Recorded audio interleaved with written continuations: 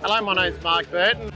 What got me into James Martin engines? I had a smaller one when I was younger and sadly got parted with that engine, so I had no information on it, and then come across this one. So I've had this one now for about 2.5 years, and then recently just picked up a smaller one.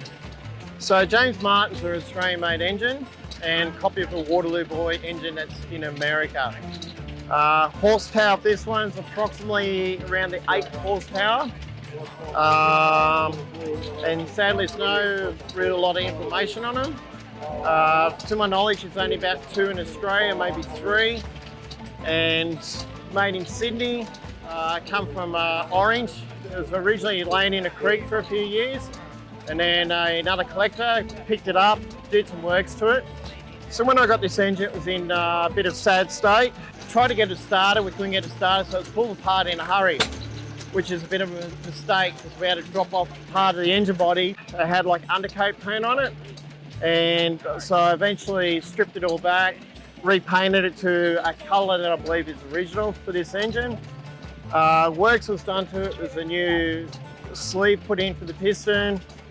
Some sleeve work, bits and pieces on it, and about 2 years it took me to get this engine going. I had a few hurdles along the way. Restoration included, I had to put a new splash guard on the engine here. Paint is actually 2-pack paint.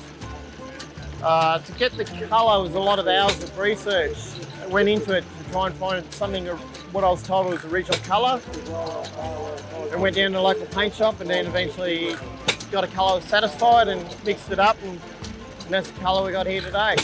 Restoration with the engine, all the pinstriping you can see on the engine here and on the wheel was done by freehand by a professional sign rider in Queensland.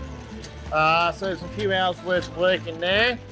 When I was putting it back together, I found a few of the parts need fixing up. So that was including some parts had to be welded up, drilled out, retapped, new bushes put in, and there's a couple of teething runs, and then eventually we worked all them out. Our restoration started back in 2020, and now we've got it up running as is today. So I've had a couple of test runs at home, which has only run for about 15 minutes. Yeah, so this is the very first outing out today. The Old Machinery Magazine. Remember to subscribe and tap the bell to be notified of any new videos.